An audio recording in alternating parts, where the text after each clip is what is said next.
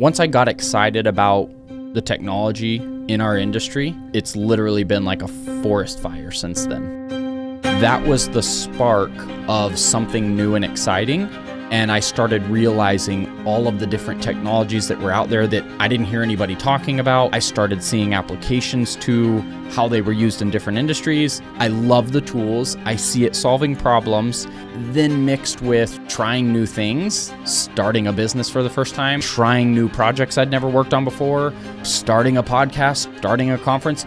I feel like it's just created this energy I'm just genuinely passionate about. We just see it solving major issues. It is documenting crime scenes, the future of digital twins, the industrial metaverse, immersive environments and simulations and things for education. We tried to focus on all the different tools and raising awareness to them, and then we get to watch other people who are experts in a certain lane dive really deep with them. Active construction, oil and gas facilities, or entertainment projects. There are so many lanes and there are so many complexities and specialties that have to be done to make them all work properly. It's really fun to watch other people take them and run. What if you actually had a community that could help you along the way or answer questions, or you could get additional training, how we implement the technology with the creative side and the innovation, mixing those to solve problems for different industries. It feels like there's an unlimited amount of potential ahead of us. Please welcome Reality Capture Network's Matthew Byrd. Woo. Thank you. Good morning. Hello, hello, hello. All right. Wow. Thank you all for being here today. Thank you for bearing with us in our little delay this morning too. I'll let you know, I don't rehearse anything. So we take things as it comes. We have problems with technology, right? Sometimes things don't want to work. This morning we had some technical difficulties. Thank you for hanging in there with us on our delays. But I'm excited to have you all here this week. It's great. As you saw in this video, the thing that excites me most is that we have found the community of individuals that are excited about technology, excited about innovation in the built environment. So I'm excited to have you here with us this week. The other thing that I like saying is I am not the expert in the room. You guys are. I'm here to bring you together and create a community of innovative people. And I'm excited to hear from our panels this morning, presentations throughout the week, and there are vendors outside, if you haven't seen them already, on 3 levels so we can explore some of the tools and technologies. Before we get into our first panel, I want to talk a little bit about innovation in general. It is going to be the first panel we talk on today. So first I want to talk about innovation. I believe innovation is necessary for success. And I like saying we have the option to build it and be a part of it or watch other people do it. And we really get that choice. The thing I like about community is it starts building teamwork. I'm sure some of you have seen this before, but I like showing it. Have you ever heard how much weight one draft horse could pull? And how much more do you think 2 could pull? A lot of people would think, well, if it's 5,000 pounds, maybe they can pull 10 together. And it's not. When you start having teams work together or a community work, clicker, see, technology. Oh, back. Okay. When you have teams work together, it multiplies what's possible. So instead of 8,000 pounds per horse, 2 working together can pull as much as 3. And when they're trained together, they can pull as much as 4. That's really the idea that I love behind building a community of innovative people, is that there's no one in this room that is an expert in all the technologies that we have out there that we're talking about this week, right? We're seeing so many tools come out, laser scanners and drones and backpacks and VR headsets. There's nobody that has it all. And a lot of times, I think people get in these silos of their individual company and use case of technology. And what I'm really trying to push is building a community to come together and share our learnings, share our findings, explore these tools together so that as a community, we can all grow together. Because I think it's easy to say when you look at a large organization, their innovation department out of, let's say 1,000 people, might be like 5, right? And so this little team is trying to change a culture of a business that has been set in its ways, and it's almost impossible. What I see is when we start seeing those groups of 5, those groups of 10 work together and share the learnings and share the case studies and share the ROI findings, now we have a more powerful full story for each business to take back and utilize. I love showing this one too. I've got kids, so I have a lot of Legos. I love throwing the Lego example, but I really feel like this shows where our industry is, right? We have, how many of you are like innovation directors or leaders? There's a lot of you. And we're the really cool guys, right? With the fancy wheels. And yet, if we don't work together to change culture of a business, to actually integrate those tools, then the rest of the business keeps going on and struggling. And so I think we can work together to solve some of the problems that we have in running into those headaches. So at its core, what is innovation? I think it's the mix of each of these things. One, inspiration. If somebody just goes into their job every day, sits at a desk and stares at their drafting work or laser scan data, and they're not getting any outside influence, are they going to be inspired to integrate something new or to have a change? Sometimes we get really narrow focused in our work, so I think we have to have inspiration that then sparks creativity of the what if we brought that in? What if we increased this visualization? The what if start. Then we can analyze our current processes, and then we can look at what technologies are available to solve those. Then we can work on integration into our processes and work on teamwork in order to get success. The problem is, I think most organizations do not have all of these processes fixed. It's a struggle. Innovation is not easy. I love this quote. The best way to predict the future is to create it. That's what I'm really trying to go for. We all sit, have a drink together at happy hour and talk about these ideas. Well, anything that we have today used to be an idea. Somebody has to take the steps to take the action toward creating the ideas that we all have.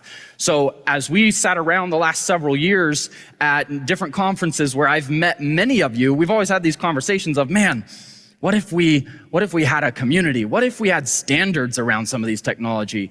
Where do we get trained on this? How can I go find these resources?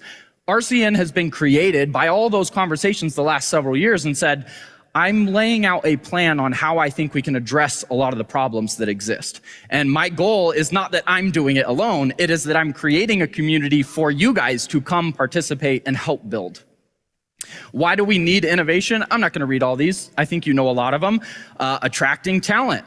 People want to go work on new technology. We have younger people entering the workforce. Efficiency and productivity. Staying competitive. When the industry starts bringing tools and technology around, if we don't adopt, we start falling behind. And I think one that's very important, and we'll talk about more too, is long-term survival. Survival. If you want to survive long-term, you have to innovate.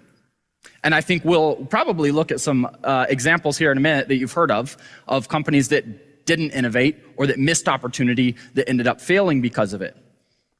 Thomas Edison, opportunity is missed by most people because it's dressed in overalls and looks like work.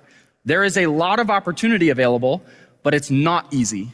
It's not easy work. Why do we fail to innovate?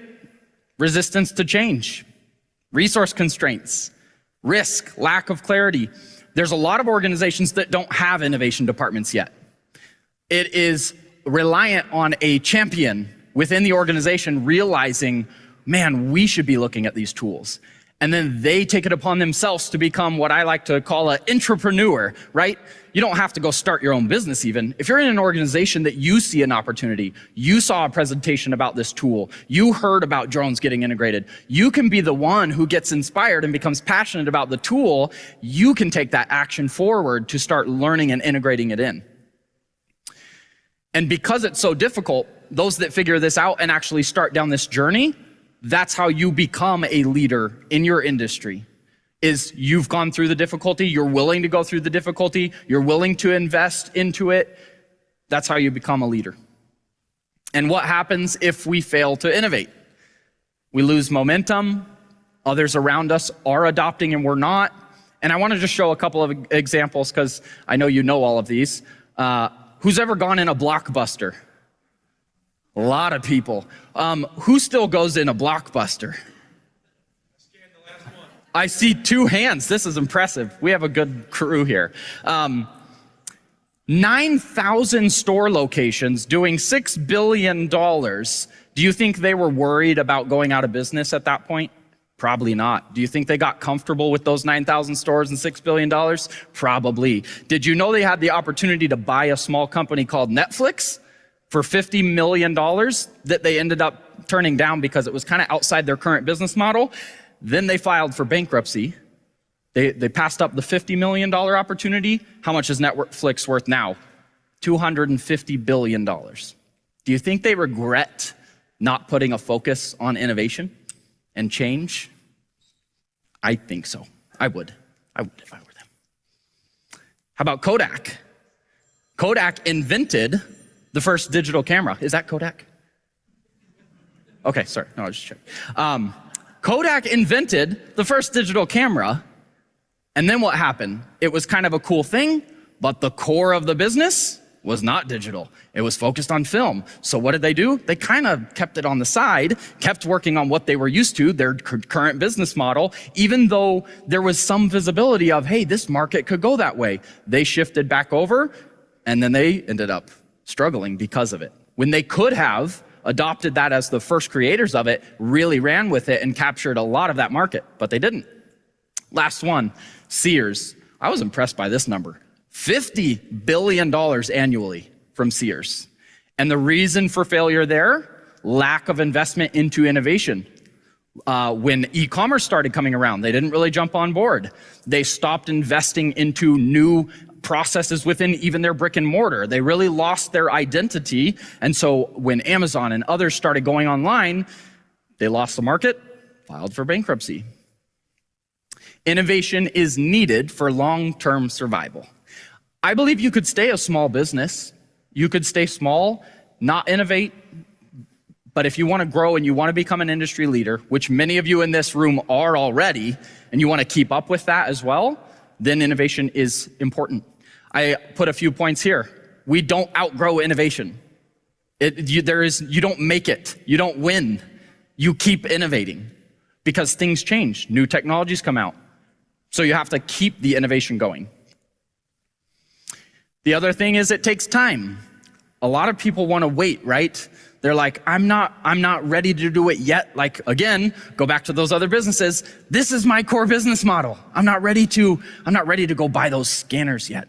I'm not ready to fly drones. I have guys out in the field. I already bought that crew, a truck and a pole, and they're used to shooting things one at a time. Or there's guys out there laying out, we don't want robots driving around our concrete floor laying out for us. It's gonna take our jobs away. There's so many reasons people hesitate. Innovation takes time, so you have to start now, and you have to keep it going if you want to reap the rewards for it.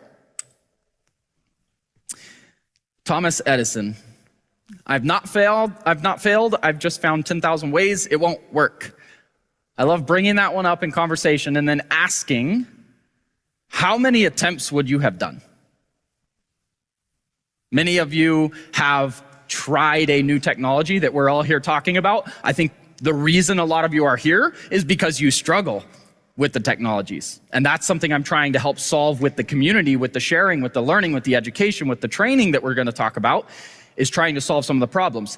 At what point do we take a new tool and it didn't work the first time we used it, so we said, nah, scanners don't work. It's too much work. It's too much data. My computer can't handle that. My IT's angry because we killed the server. There's so many things that we run into that are headaches, but we can overcome them, and we have to keep overcoming them and going through them if we want to get to the point that we create a business process that changes an industry, that changes a way we do work. If you want to get there, you have to keep iterating. Might take 10,000 times. But if you want to be remembered for what you've done and you want to do something great, you want to be a leader in the industry, you got to keep failing forward and working through those things. There will always be a problem. I had this in one of our podcast conversations that someone brought up, and I loved this. When you're thinking about innovation projects, think about them as an experiment, right? If we're gonna try a new tool, we're gonna test it out on a pilot project, The goal is that we find out if it's a good fit or not. So whether it's a success or whether it's a failure, testing a tool in innovation, if you finish the experiment was a success. It may not always be the right answer, but you can keep trying and keep iterating and find which tools fit for the problems you're trying to solve or that you're trying to solve for your customers or your client or your business. Overall, I think we would agree there is massive opportunity being created. Over the last 13 years, I've watched from getting my first scanner, being a scanning company, going out and doing scans and having to convince people why it's important, to we are now seeing that shift. And I believe we're still early in the curve, but we're starting to see the shift of you don't have to convince everybody.